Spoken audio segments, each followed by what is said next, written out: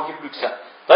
Et puis on a lu un verset également, on va terminer, beaucoup de ayats de Coran, presque un quart du Sipara, sur les droits des orphelins. Là aussi, pour nous faire comprendre, un orphelin chez les Arabes à l'époque, c'était un enfant perdu. S'il avait de l'argent, on prenait l'orphelin avec nous, et puis on prenait tout son argent. Et cet enfant était un enfant perdu. Il n'y avait aucune morale, aucune valeur concernant les droits des orphelins. Le Prophète nous a tellement donné de hadiths concernant le droit des orphelins que même passer la main sur la tête d'un orphelin pour chaque grain de cheveux, il y a des récompenses. Et de le verset qu'on a dit,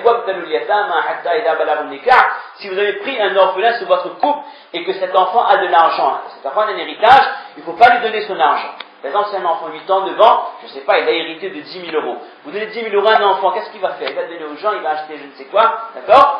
Et donc, il faut éprouver. De quelle manière? Éprouver, c'est de leur intelligence, essayer de voir, est-ce qu'ils sont intelligents?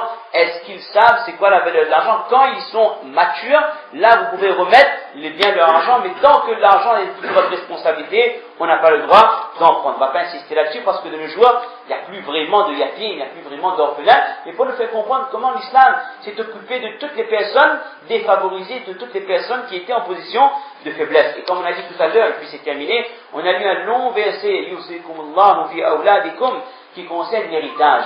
Il n'y a pas une religion qui a donné des règles concernant l'héritage. Chaque personne, ni les Nasrani, ni les Yahoudiya.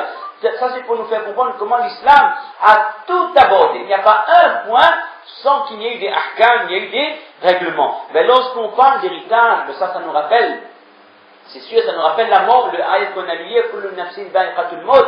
Mais terminé là-dessus, d'un hadith, ça dit que lorsque quelqu'un meurt et qu'on emmène son janaza, c'est-à-dire sa dépouille, son corps, pas la dépouille, son corps, on amène son corps au cimetière pour enterrer, il y a trois choses qui suivent le corps du défunt. Il y a la famille, les biens et les actions. Et lorsque le mort est posé dans la tombe et qu'on l'a enterré, la famille retourne, les biens retournent, et qui c'est qui reste avec le mort? Les actions. Et il dit que le mort, il est conscient, il voit tout. Quand on donne le roussal, le mort même, il sent. C'est pour ça que quand on donne le roussal, il ne faut pas brusquer, il faut faire attention de ne pas casser un membre, parce que le mort ressent les douleurs. Et lorsqu'il est posé dans la tombe, il voit qui c'est qui est là, qui c'est qui est en train de faire droit, et il voit ce qu'il a dernière personne qui s'éloigne. Et lorsque c'est fini, c'est parti, là les anges viennent et demandent question. Une fois le prophète était à l'enterrement d'un sahaba, ils avaient l'enterré, après tous les gens étaient partis, le prophète a dit, demandez doigt pour votre ami, et subhanallah, fa innahu al-ana yus'al. Ça, c'est vraiment des hadiths qui ça fait trembler. Elle dit, demandez doigt, demandez doigt à Allah qu'Allah lui donne sabat, qu'il sache répondre correctement. Parce que là, les anges, à ce moment-là, les anges sont en train de lui poser des questions. Et ça, c'est vraiment des moments difficiles, vraiment qu'Allah nous vienne en aide. Donc, la famille et les biens, où est-ce qu'ils sont? Ils retournent. Même si c'est votre épouse qui est morte, même si avec 40 ans, 50 ans, 60 ans de mariage, si votre fils meurt, votre papa meurt, combien de temps vous allez rester devant la tombe? 10 minutes, 15 minutes, 1 heure de temps, vous allez pleurer 2 heures de temps. Mais est-ce qu'on peut vivre sur la tombe de quelqu'un? Non, on va rester une demi-journée au maximum. On va venir une fois par semaine ou tous les jours, mais après on retourne. La vie continue, c'est le dunya, on a des occupations, on a des devoirs. Mais c'est ça la sunnah d'Allah, de la création. La famille retourne, et les biens, où ils sont les biens? Lorsque la personne meurt, qu'est-ce qui commence? Le partage des biens. On dit le partage, et si l'islam n'avait pas donné ses règlements concernant l'héritage, combien de familles on voit qui se déchirent quand il y a l'héritage? Combien de frères et de sœurs ils s'entendent, ils ont grandi ensemble jusqu'à l'âge de 30 ans, lorsque le papa meurt, question d'argent, c'est fini. Parce qu'ils ne sont pas d'accord sur la somme partagée, le frère ne parle plus avec la sœur jusqu'à la mort.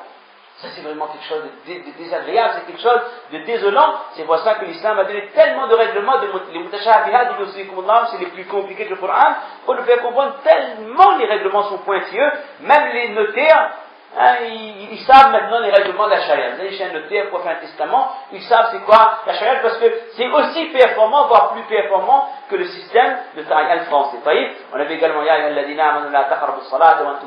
interdiction d'approcher la namaz, la salat, alors qu'on en était à d'ébriété, qu'on a bu. Ça c'est long à expliquer. Au départ, mon pasteur m'avait fait comprendre au Sahaba que ne buvez pas, il n'y a aucun bien là-dedans. Sans interdire. Les Arabes ils buvaient énormément. D'ailleurs, l'alcool le plus simple à fabriquer, c'est celui qui est fait à base de date. Ça, c'est très simple à fabriquer, d'accord? Les Arabes ils buvaient en quantité. Première étape, le prophète ne pouvait pas dire que c'est haram, parce que c'était trop dur pour eux d'arrêter. Première étape, pourquoi vous buvez? Il n'y a aucun intérêt, c'est pas bien. Deuxième effet, inkar. Deuxième étape, ce verset, lorsque la salat approche, il ne faut pas avoir bu. D'accord? Et on sait bien, enfin j'espère que vous ne savez pas, que pour être en état normal, l'état d'ébriété, je ne sais pas, ça peut durer 2 heures de temps ou 3 heures de temps. Donc si on estime 2 heures de temps, 2 heures de temps avant Zohar, on ne boit pas, 2 heures de temps après Zohar, on ne boit pas. Ben, 2 heures de temps après Zohar, c'est Assar qui arrive. 2 heures de temps avant ça, donc ça coïncide entre Zohar, Assar, Maghrib, Isha ne buvait plus. Si quelqu'un voulait vraiment boire, il buvait le soir, après Isha, ou alors il buvait dans la matinée. C'est-à-dire, la possibilité de consommer de l'alcool était fortement réduite. De cette manière, peu à peu, les gens se sont détachés de l'alcool, jusqu'à ce qu'Allah a révélé le verbe qui finit fajtanibuhu. Maintenant, éloignez-vous-en totalement. Et là, les Sahaba, lorsqu'ils ont vu qu'Allah a interdit, tout de suite, ils ont arrêté de dire Intahayna, on a fini ya Allah, on a fini ya Allah. Les hadiths décrivent que les rues de Madina, dans les rues de Madina, il y avait des ruisseaux d'alcool qui coulaient. Parce que les Arabes, ils n'avaient pas des bouteilles, ils avaient des tonneaux d'alcool chez eux. Lorsqu'Allah a révélé le verbe fajtanibuhu, arrêtez maintenant, ils ont dit, oh Allah, on arrête. Ça, c'est Sahaba. Ils arrêtent. Lorsqu'Allah a dit, c'est haram, tout de suite, ils arrêtent, immédiatement. Des fleuves, ils ont versé tout l'alcool avec des fleuves d'alcool qui déversaient, et bien déversé, Inna Allah la yaghfiru an yushraka bihi, wa yaghfiru ma duna dhalika liman yasha. Dans l'islam, tout est pardonnable. Allah, il peut pardonner n'importe quel péché, à l'exception du shirk. Maintenant, si on a fait un péché concernant les droits d'Allah, le tawbat al-nasuha, c'est quoi? Demander pardon à Allah, regretter le péché, et regretter l'erreur qu'on a fait, et faire le niyat, oh Allah, jamais plus je recommence. Maintenant, si ça concerne les droits des gens, c'est les mêmes conditions, et on rajoute réparer l'erreur. Si on a volé de l'argent, ou alors si on a emprunté, on n'a pas rendu, si on a humilié quelqu'un en public, il faut réparer l'erreur. Parce que le jour de Qiyamah, lorsque les opprimés seront auprès du tribunal d'Allah, Allah Ta'ala fera justice en accordant aux opprimés les bonnes actions de l'oppresseur, et même en donnant à l'opprimé les péchés des opprimés pour compenser les oppressions qu'ils avaient accomplies sur la terre, qu'Allah Ta'ala nous a fait. Et ça, c'est quelque chose qu'on répète toujours. Dans les ibadat, il y a toujours moyen de se racheter. Vous faites une erreur de namaz, il y a sijda de sahou.